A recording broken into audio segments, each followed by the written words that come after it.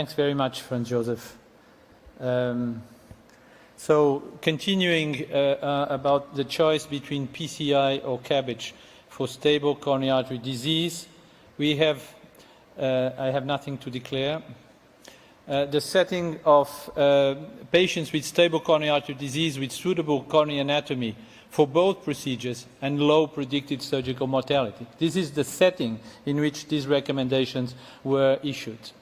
So for three-vessel disease, we have separated and included the diabetes in here, in this table, for simplification. So in patients without diabetes and three-vessel diseases, in patients with low syntax score, we have a class of recommendation 1, level of evidence A, for both CABG and PCI, whereas for patients without diabetes and an intermediate or high syntax score is a 1A for CABG and 3A for PCI. On the other hand, in patients with three-vessel with diabetes, PCI has a level of recommendation 2B, CABG having the same level of recommendation as in the 2014 version. As Franz Joseph just mentioned before, for the class 3 recommendations, we added a footnote saying that PCI should be considered if the heart team is concerned about the surgical risk or if the patient refuses CABG after adequate counseling by the heart team. So extensive discussion within the task force and within the reviewers, including 3 review rounds, was achieved, was reached, we could reach a consensus to the recommendations that were just presented. It was decided among the task force chairs and members to write the rationale supporting the evidence, and namely the stratification using the syntax score, the diabetes status, in an accompanying paper that has just been rendered available on the European Heart Journal website. Included in this accompanying paper is a take-home figure, a very nice algorithm that summarizes the strategy in the cohort of patients with three-vessel or left main, suitable anatomy for both procedures, and clinical eligibility also for either PCI or CABG. And you can see three-vessel disease and the left main as summarizing in a quick way the recommendations that were issued in this 2018 guidelines of myocardial revascularization. Of course, other aspects have to be considered by the heart team for decision-making between PCI and CABG. And we have summarized in 2 slides the aspects that favor PCI clinical characteristics, like the presence of severe comorbidity, which are not adequately reflected by scores, advanced age, frailty, reduced life expectancy, restricted mobility, or anatomical and technical aspects, like we saw already the syntax score, or anatomy that are likely to result in incomplete revascularization of CABG, or severe chest deformations, for example.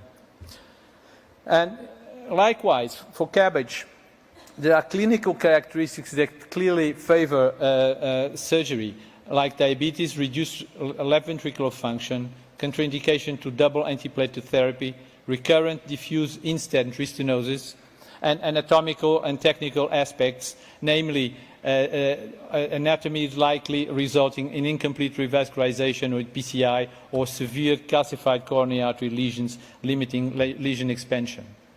So decision-making in patient information is an important aspect, and we have kept the 2014 recommendations, namely the importance as reflected by a Class 1 recommendation of developing institutional protocols inside each institution, stating which cases need heart team discussion and which cases do not need heart team discussion. And in centers without on-site cardiac surgery, it is recommended that these protocols are established with partner institutions providing cardiac surgery.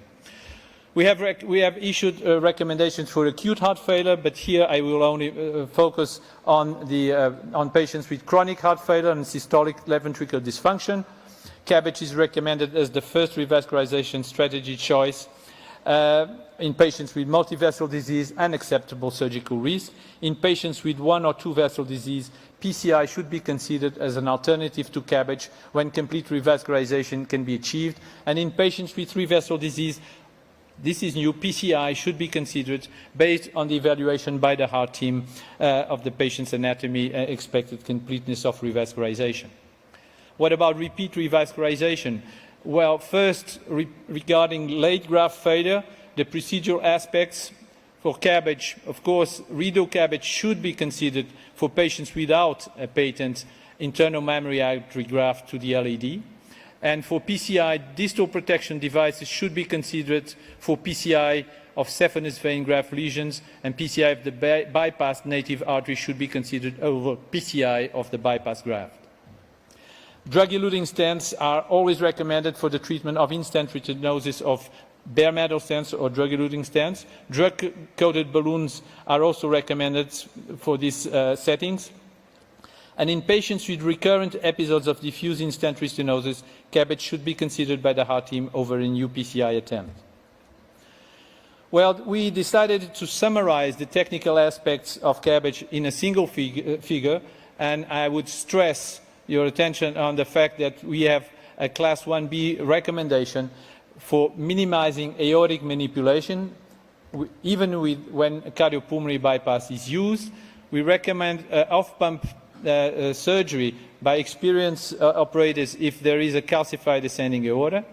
Of course, the left internal mammary artery, it's always recommended, and bilateral internal mammary artery if there is a low risk of sternal complications, and skeletonization of the mammary artery takedown if there is a risk of sternal complications.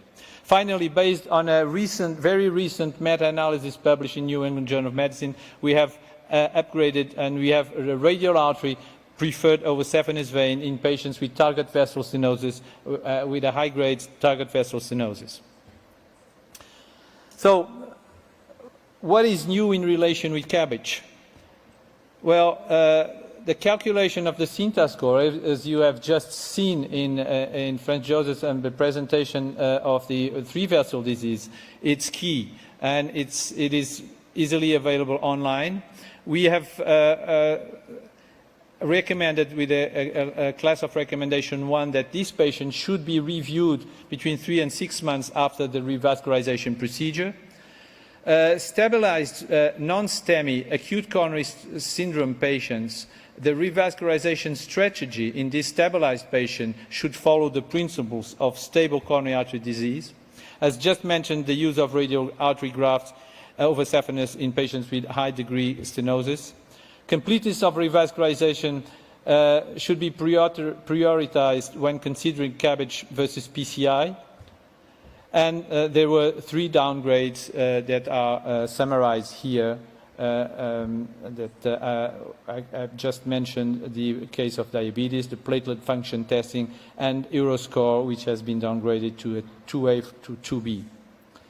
So let me just say some words to finalize. First, the pocket guidelines are available in this meeting, and the free app is available and provides interactive tools, very easy to download.